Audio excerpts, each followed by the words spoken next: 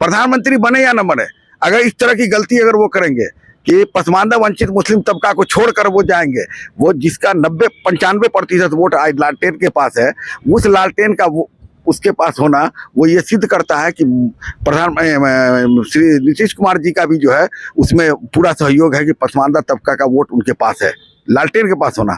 और अगर उसमें खंडित होता है, उसमें अगर कुछ फाड़ होता है, उसमें अगर 40% 50% वोट किसी दूसरे भाजपा संघ परिवार की ओर जाता है, तो निश्चित नीतीश कुमार के उद्देश्य पसमानदा वोटरों पर नजर है बिहार के हर सियासी दलों की नजर है, जिसमें आप देख सकते हैं कि कुर्नी का चुनाव हुआ, मोकामा का चुनाव हुआ, गोपालगंज का चुनाव हुआ, MIM की पसमानदा मुसलमान की नजर है। 12,000 वोट गोपालगंज में मिला है MIM को। कांग्रेस की भी नजर है पसमानदा मुस्लिम तबका के समाज पर। उसके बाद जो है ना वो इसने VIP पार्टी मुकेश सहनी जी ने पसमानदा अपने पार्टी में उसने एक पसमानदा प्रकोष्ठ का गठन किया है। नमस्कार, आप देख रहे हैं 4 PM और मैं हूं अभिषेक मिश्रा। बिहार में जाति आधारित जनगणना की शुरुआत हो चुकी है और पहला चरण शुरू हो चुका है, दूसरा चरण अप्रैल महीने से शुरू होना है। हमारे साथ सोशल एक्टिविस्ट सोहेलुद्दीन अंसारी साहब हैं और जाति आधारित जनगणना के बाद शुरू होने के बाद मुसलमान समुदाय में जो जातियां हैं, कई जातियां हैं, उसको लेकर भी एक नई मांग शुरू हो गई है और खासकर पसमानदा मुसलमानों को लेकर। हमारे साथ सोहेलुद्दीन अंसारी साहब हैं और पूरा हिसाब किताब समझा रहे हैं, समझाएंगे कि आखिरकार ये मांग क्यों और राजनीति को किस तरीके से प्रभावित कर सकता है ये समीकरण अगर मांग पूरी हुई तो। क्या है मेरी मांग? इस जाति आधारित जनगणना में मुख्यमंत्री जी से एक खास निवेदन है कि जाति आधारित जनगणना में अगर वो हर जातियों का हिसाब किताब अगर देश के सामने पेश करना चाहते हैं बहुजन शूद्र के नेता होने के नाते, तो उसमें मेरी इनसे निवेदन गुजारिश लगातार बनी हुई है कि पसमानदा तबका का जो शोषित वंचित तबका कमेरा समाज जो आता है, उसका भी एक हिसाब किताब रखते हुए उसको भी सत्ता में या उसके हक अधिकार की लड़ाई में उनका सहयोग करें, उनको उचित मान सम्मान दें हर स्तर पर, न कि सिर्फ संगठन में झोला ढोने को लेकर के, नारा लगाने को लेकर के ही सिर्फ संगठन में कोई एक कुरैशी, अंसारी, मंसूरी, रायन, सिकलगढ़, पमरिया, नॉट, बखो, मुस्लिम का धोबी, मुस्लिम का हजाम, इन लोगों को केवल नाम के लिए वो अपने संगठन में न रखें बल्कि उनको उचित मान सम्मान दें। जिसकी बात प्रधानमंत्री मोदी जी ने हैदराबाद के राष्ट्रीय कार्यकारिणी की बैठक में उन्होंने बताया कि मैं पसमानदा मुस्लिम तबका को उचित मान सम्मान दूंगा हर जगह, हर क्षेत्र में।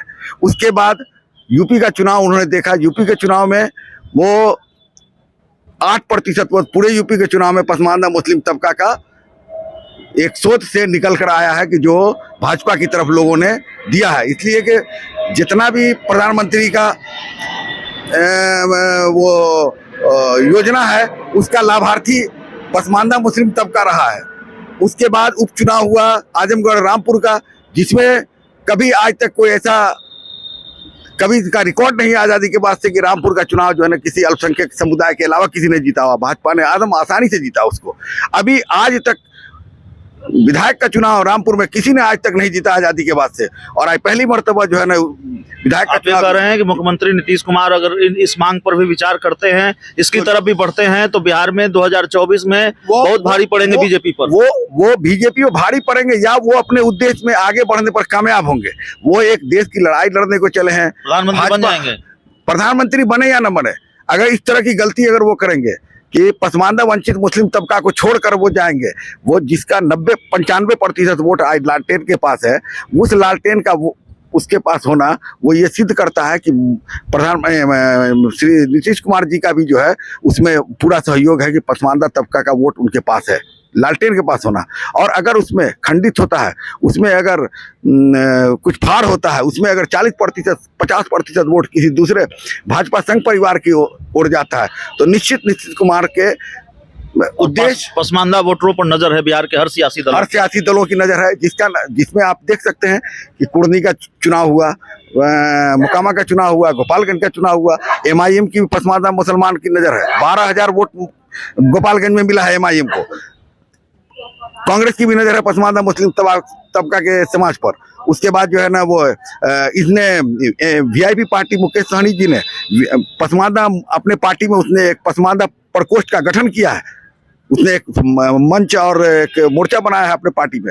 उसके बाद जो है ना श्री ये जो जेडीयू की भी नजर है पसमानदा मुस्लिम वोट आप ये पर। कह रहे हैं कि नीतीश कुमार को अगर अपना मिशन 2024 सफल करना है तो सबसे महत्वपूर्ण टास्क ये है कि पसमानदा मुसलमानों को अपने साथ लाएं।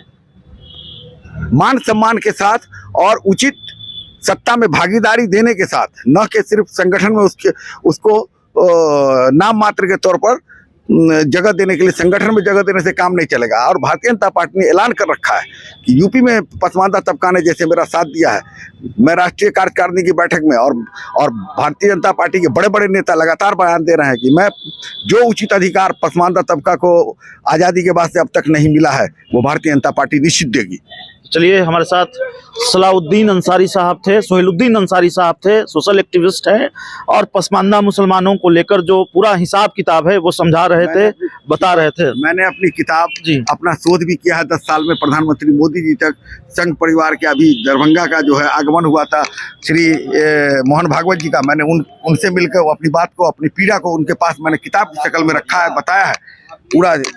ये किताब आप चाहे तो दिखा सकते हैं अपने चैनल पर। ठीक है, तो इस इंटरव्यू में, इस रिपोर्ट में इतना ही। बहुत बहुत धन्यवाद।